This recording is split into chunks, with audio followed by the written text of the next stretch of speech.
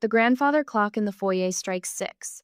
Each chime reverberates through the marble floors of my parents' Connecticut estate, marking the end of my life as their daughter. I stand in the doorway of my childhood bedroom, suitcase in hand, watching father remove his reading glasses with deliberate slowness. Chicago.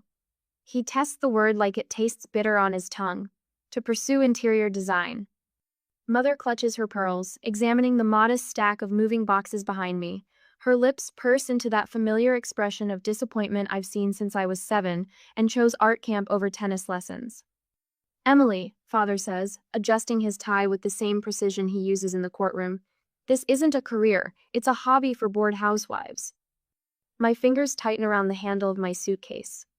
3 years since graduation, and they still can't accept my choice. I have clients waiting for me, I say, struggling to keep my voice steady. Real contracts. The Lakeside Cafe and Stella's Salon have both. A coffee shop and a hair salon. Father scoffs, looking at mother as if they share some private joke at my expense. That doesn't make you the next Martha Stewart. Mother steps forward, her heels clicking against marble. What will I tell the Hendersons? Their daughter Sarah just made partner at her law firm. She touches my arm, her diamond bracelet cold against my skin. Everyone will be talking. About what? That your daughter is pursuing her passion instead of living someone else's dream? The words come out sharper than I intended, but I don't regret them. 3 years of these conversations. 3 years of subtle dismissals and outright mockery. Father's jaw tightens. You're throwing away every advantage we've given you. My mind flashes back to graduation day. The silence from my parents when they announced my degree in interior design. The standing ovation they gave cousin Michael for his MBA later that same weekend. The family gatherings where my portfolio remained hidden in my room while my brother's medical school achievements dominated every conversation. This isn't about advantages, I say. This is about respect. Respect is earned, father replies, the attorney in him emerging. And you haven't earned it with this foolish dream. Mother dabs at the corner of her eye with a monogrammed handkerchief. We've given you everything, Emily. The best schools, the right connections. Her voice breaks with practiced precision. How can you throw it all away? The guilt rises in my chest, familiar and suffocating. For 28 years, I've measured my worth by their approval. But standing here now, I see the pattern with painful clarity. This isn't a phase, Dad. My voice trembles but doesn't break. I have clients, real contracts. Playing house with your little swatches and paint samples. Father walks to the window, looking out at the manicured lawn as if he can't bear to look at me. You'll be back in 6 months when reality hits and your bank account empties. I glance around my childhood bedroom one last time. The shelf of art competition trophies my parents never displayed downstairs. The design sketches I created at 14 that predicted trends magazines featured years later. The evidence of a talent they refused to see. I'd rather fail at something I love, I say, than succeed at something that kills my soul. Mother gasps as if I've slapped her. Father turns from the window, his face flushed. If you walk out that door chasing this foolish dream, don't bother coming back until you come to your senses. The ultimatum hangs in the air between us. This is the moment I've dreaded and anticipated for months. The reason I secured my Chicago apartment in secret, why I lined up clients before telling them my plans. I guess we have nothing more to say then. I pick up my suitcase, surprisingly calm despite the storm inside me. Emily Catherine Richardson. Father's voice follows me down the stairs. You're making the biggest mistake of your life. Each step toward the front door feels like walking through concrete. 28 years of seeking approval. 28 years of trying to be the daughter they wanted instead of the woman I am. The last box slides into my packed car. The April breeze carries the scent of mother's prized roses, planted in neat rows just like the life they planned for me. Father appears on the porch as I close the trunk. Don't expect us to bail you out when this fantasy crumbles. I slide behind the wheel without responding. The engine starts with a gentle Perron final gift from them on my 26th birthday when they still thought they could steer my life. The heavy front door slams behind him as I pull away, the sound echoing like a gunshot across the pristine neighborhood. In my rearview mirror, their Georgian colonial grows smaller, the home that raised me, the place that never understood me. Have you ever had to choose between your family's approval and your own dreams? I'm about to discover the true cost of both. At the present, July sun burns through my tiny Chicago apartment window. 3 months in, and the air conditioner still wheezes like an asthmatic runner. I balance my checkbook at the rickety IKEA table, squinting at the numbers. $847. The red line approaches faster than I anticipated. My phone buzzes. Jessica Winters, my college roommate whose father runs the advertising firm where Dad golfs on Thursdays. How's the Windy City treating my favorite decorator?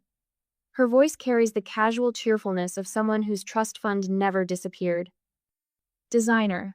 I correct automatically. And it's going, well, considering. That's not what I heard. Something shifts in her tone. I ran into your mom at the club last weekend. The pencil snaps between my fingers, and she told everyone you're having a quarter-life crisis. Said you're cleaning hotel rooms in Chicago until you come to your senses. My throat tightens. I've never cleaned a hotel room in my life. I know that. But Mrs. Kensington canceled her consultation with you because your dad told her husband you're going through a rebellious phase and not reliable for serious projects. The room tilts sideways. Mrs. Kensington's lakefront condo would have covered 3 months' rent. That's impossible, I whisper, but the truth settles in my stomach like concrete. They wouldn't. There's more. Jessica hesitates. Remember that trust fund you were counting on for your business startup? The one you were supposed to get at 25? I close my eyes. What about it? Your brother's new medical practice? The one that appeared overnight in Hartford? Her voice drops. That's where your money went. Your parents told everyone you didn't need it because you were just playing around with decorating. The rage builds slowly, then all at once, like water breaking through a dam. 3 months of struggling, pinching pennies, sleeping on a futon while believing I was proving my independence. All while they systematically destroyed my reputation and stole my financial foundation. I have to go, I tell Jessica, my voice surprisingly steady. I hang up and stare at the wall until my phone buzzes again. Unknown number. Richardson Design, I answer, forcing professionalism into my voice. Miss Richardson? Marcus Thompson. I own the Lakeside Building on Michigan Avenue. I straighten. The Lakeside Building houses some of Chicago's most exclusive businesses. My assistant visited that cafe you designed, the one with the reclaimed wood and industrial lighting. His voice is deep, authoritative. I need someone with your eye for my new restaurant space. Can you meet tomorrow? Hope flickers. Absolutely. Good, 9 a.m. sharp. The line goes dead.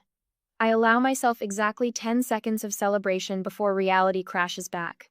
My parents' betrayal requires immediate damage control. I call Sophia Martinez, my former design school classmate who chose Chicago over New York 3 years ago. When I explain my situation, she doesn't hesitate. Move in with me, she says. My roommate just left for LA. The rent's steep, but the networking opportunities in this building are worth it. I can't. You can and you will. Her voice brooks no argument. Partners split everything 50-50. I've been watching your work, Emily. We could be unstoppable together. The offer dangles like a lifeline. Partners? Richardson, Martinez Design. Or Martinez Richardson, I'm not picky. She laughs. Just get out of that dump you're in before your parents convince your landlord you're unstable. The words hit like a prophecy. The next morning, I meet Marcus Thompson at his building. He's not what I expected, younger than my father, with an ease that comes from earning success rather than inheriting it. Tell me why I should hire you instead of some established firm, he says, leading me through the empty restaurant space. I touch the exposed brick wall. Because I see what this could be, not what some cookie-cutter design firm thinks it should be. He raises an eyebrow. And what do you see? For the next 20 minutes, I outline my vision honoring the building's history while creating something distinctly modern. When I finish, he studies me with surprising intensity. You have talent, Miss Richardson, real talent. He hands me his card. I'm taking a chance on you, don't make me regret it.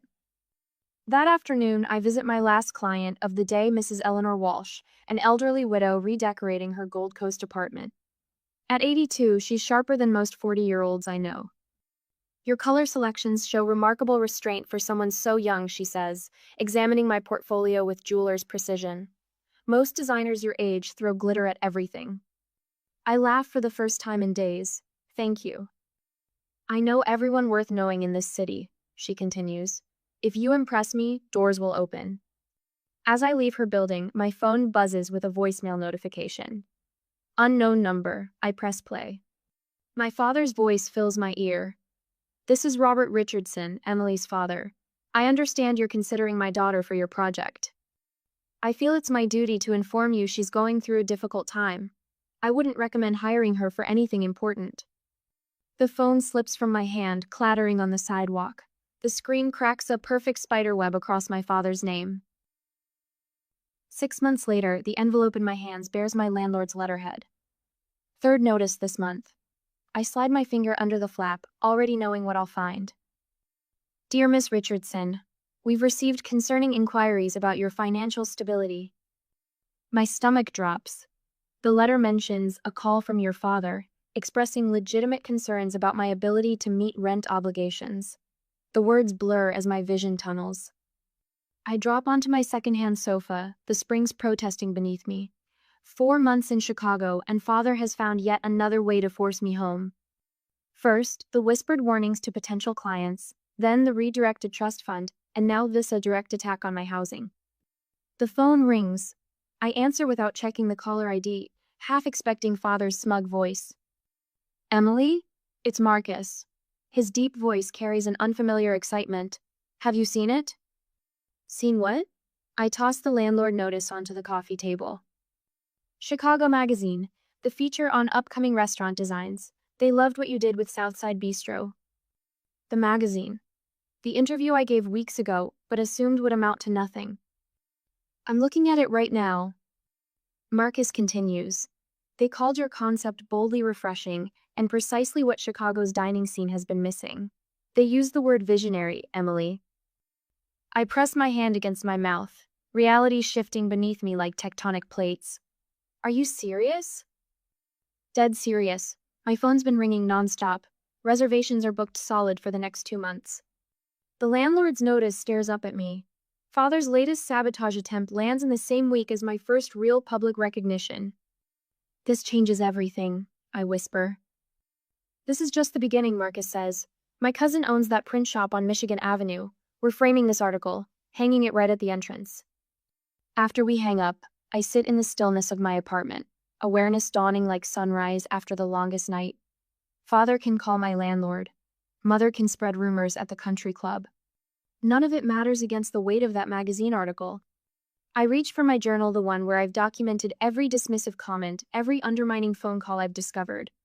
I add today's landlord letter to the growing collection. What began as a way to process my hurt has transformed into something else entirely. Evidence. A month later, the night of Southside Bistro's grand opening arrives with the crisp perfection of early autumn. String lights crisscross the outdoor patio.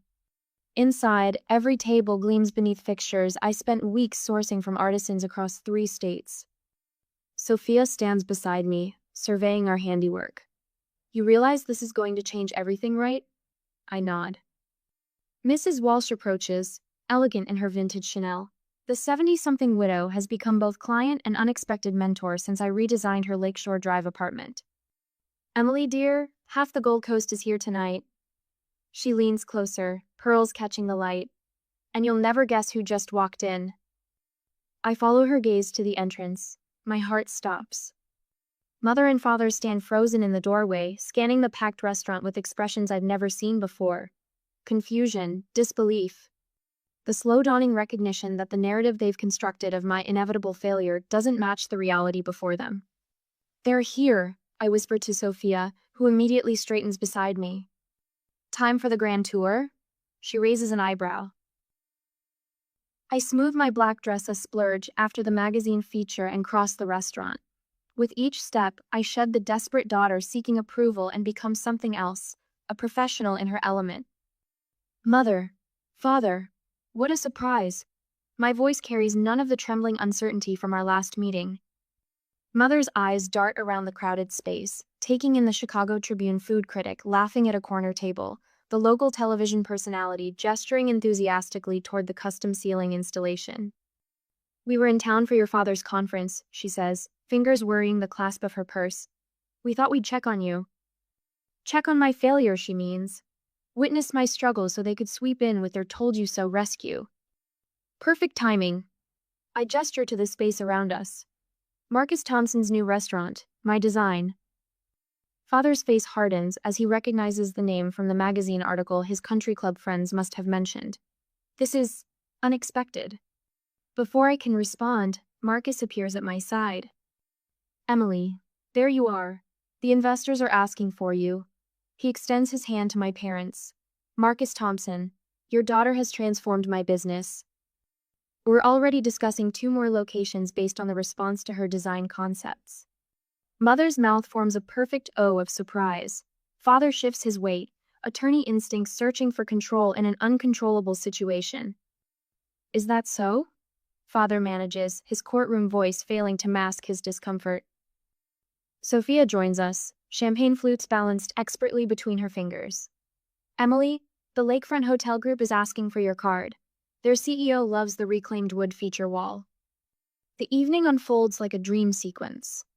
My parents stand awkwardly as Chicago's business elite approach, praising my work, exchanging cards, making appointments. The narrative they expected finding me defeated and ready to return home crumbles with each introduction. Later, as the night winds down, Mrs. Walsh pulls me aside. "Darling, I've spoken with the board at Greenleaf Properties. They're redoing their flagship hotel downtown. I showed them your portfolio. They want specifically you for the project." "Greenleaf Properties?" My voice catches. "The luxury chain?" "The very same." Her eyes twinkle. "The signing dinner is Thursday at Lakeview Country Club." The same country club where Mother once told her friends I was finding myself while dismissing my design dreams over cucumber sandwiches. I glance across the room, where my parents prepare to leave, faces tight with unspoken tension. They came expecting to witness my failure. Instead, they've become spectators to my rising success. As I watch them go, a strange peace settles over me. For the first time since leaving home, I realize a fundamental truth. I no longer need their approval to validate my choices. The proof surrounds me in Marcus's packed restaurant, in Sophia's unwavering partnership, in Mrs. Walsh's connections, in the business cards filling my purse. Standing in this space I created, watching my vision brought to life around me, I finally understand. Their opinion of my success has become irrelevant to my actual success. And that realization feels like freedom. 2 weeks later, the realtor's keys jingle as she unlocks the heavy oak door. Sunlight floods the marble foyer, dancing across herringbone floors that stretch toward floor-to-ceiling windows overlooking Lake Michigan.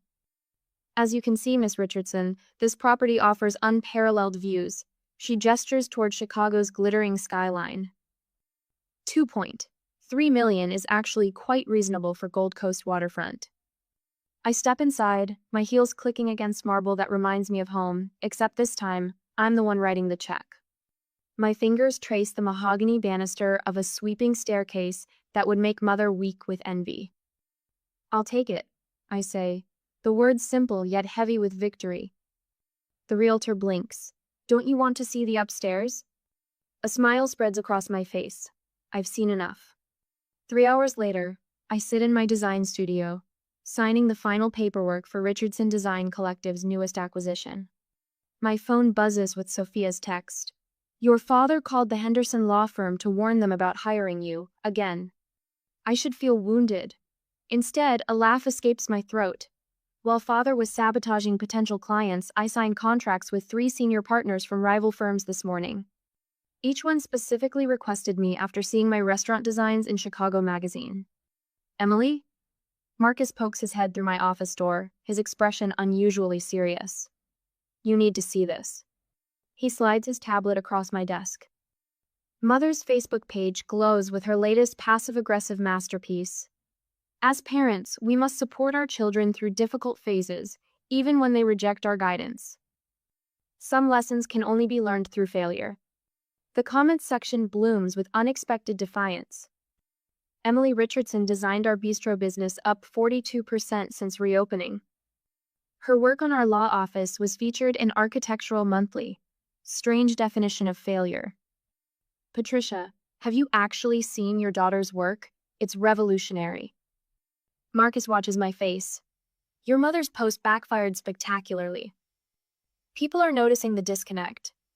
I say, tracing the edge of my desk-reclaimed walnut I salvaged from an abandoned warehouse. Between their narrative and reality. Perfect timing for our next move. Marcus says, sliding a formal letter across my desk. Architectural Digest confirmed, they're featuring your Lakeshore Drive penthouse project next month. I press my palms against the cool surface of my desk, steadying myself. The same month I close on the mansion. The same month you reveal what you've built while they were busy predicting your failure. Marcus grins. Mrs. Walsh has been magnificent. Half of Chicago's social registry is requesting your services because of her recommendations. The studio door opens again as Sophia enters, her arms filled with material samples. The contractor called. We can begin mansion renovations next week. She drops an elegant leather portfolio on my desk. And this just arrived from Bradbury and Associates. They want a full valuation of Richardson Design Collective for their investment report. Valuation? My voice catches. 1.2 million, Sophia says, her eyes dancing with triumph. And that's conservative. I remember Father's final words as I drove away. Don't expect us to bail you out when this fantasy crumbles. My phone lights up with an incoming call. Father's law partner requesting an urgent consultation for their downtown offices. The universe has a wicked sense of humor. You know what's beautiful about this moment, I ask, letting the call go to voicemail? They have no idea what's coming. Speaking of which, Sophia pulls up her tablet. Your father's colleagues have started asking questions. Apparently several clients mentioned your work at last week's Bar Association dinner. They wanted to know why Robert never mentioned his successful daughter. The image of father squirming under those questions warms me more than it should. And the mother? Marcus asks. Cornered at the country club. Sophia replies, scrolling through her notes. 3 different members asked about Emily's gorgeous spread in Design Today. Patricia claims she hadn't seen it. She lied, I say, remembering the magazine subscription records. Mother has received every issue for 15 years. The afternoon sunlight shifts, casting my office in amber glow. On my wall hangs a simple black and white photograph of me standing in my parents' driveway, a single suitcase beside me. I've kept it as a reminder of where this journey began. The mansion renovations will be completed in 6 weeks, I say, turning back to my team. Just in time for the Architectural Digest release. What are you planning? Sophia asks, recognition dawning in her eyes. I open my laptop and begin typing an invitation template, each keystroke deliberate and precise. An exclusive open house event, full media coverage, Chicago's most influential people. Marcus raises an eyebrow. And your parents? They'll receive an invitation. My fingers pause over the keyboard. Not as family, as interested parties in interior design. Sophia watches me closely. That's ice cold, Emily. No, I correct her, remembering every dismissal, every sabotage attempt, every cruel word. That's calculated. I finish typing the invitation, my anger crystallizing into something harder, more purposeful. The grandfather clock in my office, a deliberate echo of the one from my childhood home, chimes 6 times. The same hour I walked away 8 months ago. Print 2 copies on the heavy cardstock, I tell Sophia, and send them to Greenwich, Connecticut. The sun sets over Lake Michigan, painting the sky in shades of revenge. 2 months later, the grandfather clock in my foyer strikes 6. Each chime reverberates through the marble floors of my Chicago mansion, marking the beginning of my life as their conqueror. I stand in the doorway of my grand living room, champagne flute in hand, watching Father remove his reading glasses with deliberate slowness. 200 guests. He tests the words like they taste bitter on his tongue, for an interior design showcase. Mother clutches her pearls, examining the sophisticated crowd of Chicago's elite behind me. Her lips purse into that familiar expression of disbelief I've seen since I was 7 and chose art camp over tennis lessons. Your parents from Connecticut? A silver-haired magazine editor approaches us, extending her hand to Father. How wonderful you could attend Emily's triumph. Her vision has transformed Chicago's design landscape in just 3 years.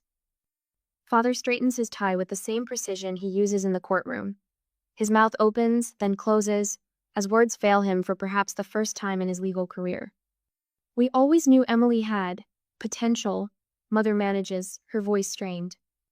More than potential, the editor laughs. Your daughter is revolutionizing commercial space design. The waiting list for her services stretches into next year. I smile, touching the editor's arm. Would you excuse us? I promised my parents the first tour. As I guide them through the mansion, cameras flash, journalists scribble notes.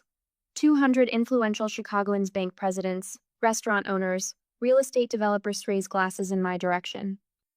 This main living area blends traditional architecture with contemporary elements. I explain, slipping effortlessly into my professional voice. I learned to trust my own vision when traditional sources of support weren't available. Mother flinches. Father stares at the limestone fireplace, avoiding my eyes. Your dining room was featured in Architectural Digest, someone calls out. The walnut table is exquisite. Salvaged wood, I respond. Sometimes beauty comes from discarded materials others failed to value properly. We move upstairs, past rooms that showcase different design philosophies. Each space tells its own story. Each room draws gasps of appreciation from the crowd following us. The final door opens to my home office. Here, magazine covers featuring my work line one wall. Award certificates hang beside them. A sleek computer displays real-time metrics of my business growth, client lists, revenue charts, property acquisitions. But it's the opposite wall that captures everyone's attention. This is where my journey began, I tell the crowd, my voice carrying through the suddenly quiet room. Sometimes the greatest clarity comes when you're forced to choose between comfort and growth. I'm grateful for that clarity. Father's face flushes dark red. Mother stares at the floor. A young journalist raises her hand. Did you have family support when you started your design career? The question hangs in the air. 200 people turn toward my parents, standing awkwardly in their expensive clothes, outsiders at their daughter's triumph. Success requires different kinds of support, I answer carefully. I was fortunate to find mentors who recognized potential, despite some initial skepticism from unexpected sources. Murmurs ripple through the crowd. Business cards appear in hands. Everyone wants to align themselves with success. Father steps forward suddenly. Emily inherited her strong work ethic from our family, he announces, attempting to claim some credit before the influential crowd. The room falls silent. My moment has arrived. The most valuable thing I learned was self-reliance when support systems prove unreliable. I respond, my voice calm but carrying to every corner. That lesson proved more valuable than any inheritance. Someone whistles softly. The sound of a phone camera clicking breaks the tension. For the next hour, I'm surrounded by admirers while my parents drift through the crowd like ghosts. They watch as bank presidents seek my opinions. They observe as developers press business cards into my hand. They stand forgotten while Chicago's elites celebrate their daughter. The social reversal is complete. These are people whose approval my parents would desperately seek at their Connecticut country club. Now these same people barely acknowledge Robert and Patricia Richardson, focused instead on their daughter's vision and success. As the evening winds down, guests file out with praise still flowing. Brilliant showcase. Revolutionary concepts. Can't wait to see what you do next. My parents stand alone in the foyer, beneath another grandfather clock that marks the time with the same steady rhythm as the one in Connecticut. But everything else has changed. Was it worth it? I ask, approaching them as the last guests depart. Father adjusts his tie one final time. Mother touches her pearls, neither answers. They don't need to. The question wasn't really for them. It was for me. And standing in my mansion, surrounded by the evidence of my success despite their doubt, despite their active sabotage, I finally know the answer. Yes, it was worth every struggle, every tear, every moment of doubt. Not for the revenge, sweet as it is, but for the woman I discovered when I had no choice but to believe in myself. The chandelier in my foyer, crystal and brass, not the Georgian colonial fixture from my parents' home, casts golden light across 15 faces gathered around my dining table. 1 year since that fateful departure, and look at us now. Richardson Design Collective. 15 employees, $3 million in revenue, and a second mansion purchase that landed on the cover of Architectural Digest last week. To Emily, Sophia raises her champagne flute, her Argentine accent warming each syllable, who taught me that talent without courage is just wasted potential. Marcus, now owner of 3 restaurants featuring my designs, stands next. His broad shoulders straighten with pride. To the woman who turned down corporate hotel chains to design my little riverside cafe, loyalty matters. I sip my champagne, warmth spreading through my chest that has nothing to do with alcohol. This Thanksgiving table holds no judgment, only genuine celebration, no pearl clutching. No courtroom cross-examinations disguised as conversation. Mrs. Walsh, elegant at 82, passes the cranberry sauce. Did I tell you all that Emily's redesign of my vacation home impressed the Cayman Islands resort developer? That contract alone was worth? Eleanor. I laugh, color rising to my cheeks. Some things a lady keeps to herself. Nonsense, she winks. Success should be measured out loud when you've earned every inch of it. The conversation flows, punctuated by laughter.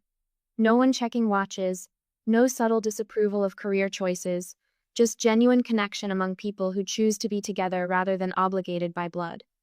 After dessert, while others linger over coffee, Jasmine's newest hire approaches with hesitation in her steps. Miss Richardson, could I ask your advice about something personal? We step into my home office. The wall opposite my desk displays that photo of me leaving Connecticut with a single suitcase, now framed alongside magazine covers and design awards. My parents gave me an ultimatum yesterday, Jasmine says, voice quivering. Either abandon this design nonsense and finish my business degree, or lose their financial support. Her eyes fix on my awards. I know I have talent, but they keep saying no one succeeds in creative fields unless they're already connected. The words strike a familiar chord. Last Thanksgiving, I sat alone in a studio apartment eating microwave turkey dinner while my family gathered without me. I take her hands in mine. My parents told me interior design was a hobby for bored housewives. Now I have 15 employees and design contracts with waiting lists. But your family had connections, right? Mine work at the post office and a grocery store. I guide her to the window overlooking Chicago's skyline. Marcus Thompson gave me my first break because he liked my portfolio, not my last name. Mrs. Walsh introduced me to her friends because she valued my work, not my pedigree. What should I do? Her voice breaks. That's your choice. But know this, if you choose your passion, you won't walk that path alone. We'll make sure of it. A week later, the First Steps Foundation becomes reality. Richardson Design Collective commits 5% of annual profits to grants and mentorships for young creative professionals facing family opposition. The paperwork sits on my desk beside an unexpected letter. The Richardson family letterhead, my father's formal signature. Your foundation announcement in the Tribune has given us much to consider, profound regret for our failure to recognize, on request permission to make amends. Substantial donation enclosed. I placed the letter beside their check large enough to fund 3 full scholarships. My response is 3 lines long, boundaries clear, expectations measured, reconciliation possible but on new terms. Respect must be earned through actions, not purchased with money. 6 months later, the foundation hosts its first reception. Young artists, designers, and creatives fill the same mansion foyer where I once felt judged and dismissed. My parents stand awkwardly near the refreshment table, watching me present the inaugural grants. When someone tells you your dream isn't practical, I tell the recipients, remember that practicality never changed the world. Beauty, innovation, and courage did. Later that day, I step onto the small stage we've arranged in the living room, looking out at faces young and old, related by blood and by choice. My TED Talk is called Building Beauty from Broken Expectations. Because sometimes, I find my parents' eyes in the crowd. The greatest gift someone can give you is forcing you to believe in yourself. In my office the next day, I straighten that framed photo of me with my single suitcase. Beneath it sits a gallery of Success Markers Design Awards, magazine features, and now, foundation recipients' thank you notes. The journey from dismissed daughter to industry leader taught me this. Sometimes losing approval helps you find something more valuable, your own strength. What would you choose?